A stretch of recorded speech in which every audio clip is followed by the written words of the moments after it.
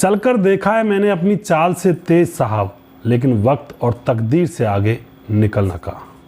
आज की कहानी कुछ ऐसी है जिसमें दो लोगों की हवस के कारण एक इंसान की जान चली जाती है और एक बसा बसाया घर मिट्टी में मिल जाता है, धूमिल हो जाता है और उस घर के लोग भी बड़े परेशान और हैरान, और किसी को जेल, किसी को दुख, बहुत सारी यातनाएं उस परिवार के ऊपर आती हैं।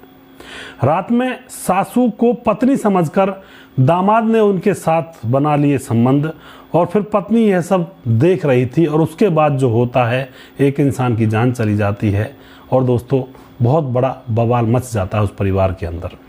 आखिर क्या हुआ था इस घटना के अंदर, पूरी सच्चाई यहाँ पर जानने वाले हैं। वीडियो को अंत तक जरूर देखिएगा। नमस्कार, मैं हूँ सुदेश कुमार और ब्रेन डिमांड चैनल में आपका स्वागत है। दोस्तों, यह घटना राजस्थान श्री गंगानगर की है। राजस्थान के श्री गंगानगर में एक दामाद सो रहा था और सास भी कमरे में आकर सो जाती है और फिर उनके बीच में संबंध बनते हैं और बहुत बुरा उनके साथ होता है। दामाद, जिसका नाम दिनेश है, जो कि 28 साल का है, जॉब किया करता है। जॉब करके अपनी पत्नी और अपने बच्चों का भरण पोषण कर रहा है। आज से 6 साल पहले उसकी शादी होती है। पत्नी का नाम सीमा है। सीमा जो कि 26 साल की है। एक उनको छोटा सा बच्चा है। अब जो सीमा होती है, उसकी माँ का फ़ोन आता है कि तुम दामाद को घर ले आओ और तुम मिलने के लिए आ जाओ। सीमा अपने पति दिनेश से कहती है कई बार कि चलो माँ से मिलकर आते हैं, लेकिन दोस्तों दिनेश कहता है कि अभी मुझे काम है, कुछ दिनों के बाद देखेंगे, क्योंकि मेरी नौकरी का समय है, नौकरी निकल जाएगी। तो कुछ दिन और गुजर जाते हैं। अब दोस्तों यहाँ पर क्या होता है, अब दिनेश कह देता है कि चलो हम चलते हैं, घूम कर आते हैं। तो सीमा दिनेश को माँ से मिलवाने के लिए अपने मायके ले जाती है।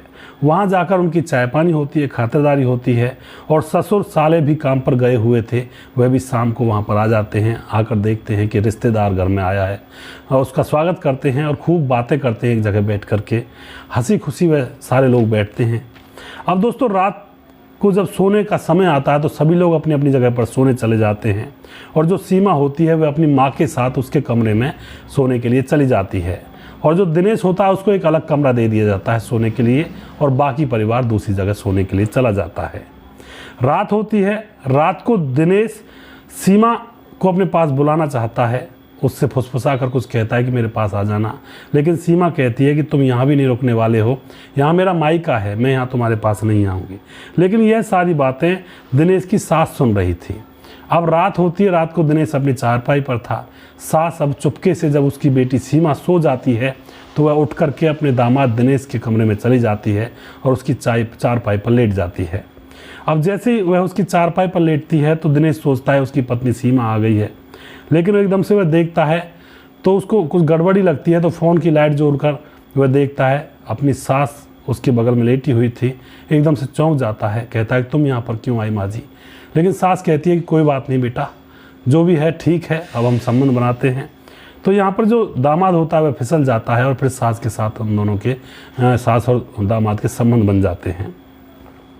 अब रात गुजर जाती है, संबंध बन जाते हैं। सुबह दिनेश अपनी पत्नी को घर लेकर जाने वाला था, लेकिन सास को चस्का चढ़ गया था। सास अपनी बेटी सीमा से कहती है कि अगर दिनेश रुकना चाहे तो और रुक सकता है, हमारा मन लग रहा है, इससे बातें कर लेते हैं। तो यहाँ पर सीमा को पता नहीं था कि आखिर खिचड़ी क्या पक रही है। वह दिनेश से कह देती है कि अभी और रुक जाओ जी, माँ ने कहा है। तो दिनेश को भी पता था भीतर ही भीतर सब कुछ। वह फिर से रुक जाता है और रुक करके फिर रात में फिर से संबंध बनते हैं।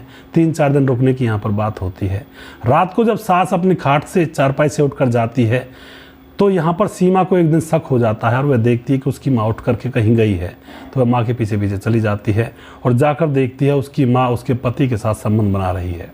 यह देखते ही वह अपनी माँ के ऊपर चिल्लाने लगती है और अपने पति से भी चिल्लाने लगती है।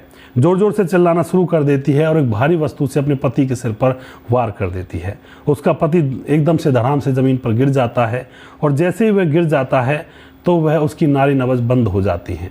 गांव घर के जो और लोग हैं सदस्य, वह भी जग जाते हैं। आकर देखते हैं कि बेटी ने दामाद को भारी वस्तु से मार दिया है। उसकी नाड़ी नबज को देखते हैं तो वह मृत हो जाता है। अब सभी को बड़ी चिंता होती है कि आखिर ये हुआ तो हुआ क्या। उसके बाद जब मौत हो जाती है तो सुबह तक वह इंतज़ार करते हैं। सुबह पुलिस को बुलाया जाता है। सब लोग इकट्ठे हो जाते हैं, हड़बड़ा जाते हैं। पुलिस आती है तो पत्नी सीमा पुलिस के सामने साफ साफ सारी बातें बता देती है कि मेरा पति मेरी ही माँ के साथ रात को संबंध बना रहा था, तो इसलिए मैंने उसके सर पर ईंट मार दी और उसकी इससे मौत हो गई। पुलिस उस लाश को पोस्टमार्टम के लिए भेज देती है और उस पत्नी को अब अरेस्ट करके, यानी कि सीमा को अरेस्ट करके विभिन्न धाराओं में मुकदमा दर्ज करके उसको जेल में डाल दिया जाता है। यानी कि जो सास थी वह तो अब भी घर में रहेगी और जो सीमा है वह खुद जेल में गई, उसके पति की मौत हो गई। किसके पीछे? सिर्फ और सिर्फ एक हवस के खेल के पीछे। तो थोड़ा सा सावधान रहें, अपने आप को बचा कर रखें, वरना ज़िंदगी तबाह होने में एक क्षण का टाइम भी नहीं लगता है। दोस्तों, कई बार ऐसे रिश्तों को भी तार तार किया जाता है जिनके ऊपर हम विचार भी नहीं कर सकते। ऐसे ऐसे लोग होते हैं जिनके मन में वहशियत, दरिंदगी अंतर्मन तक भरी रहती है। सास को क्या ज़रूरत थी दामाद के कमरे में जाने की, और जब सास वहाँ पहुँच गई थी तो दामाद को समझदारी दिखानी चाहिए थी कि सास आप यहाँ पर कैसे आई हो।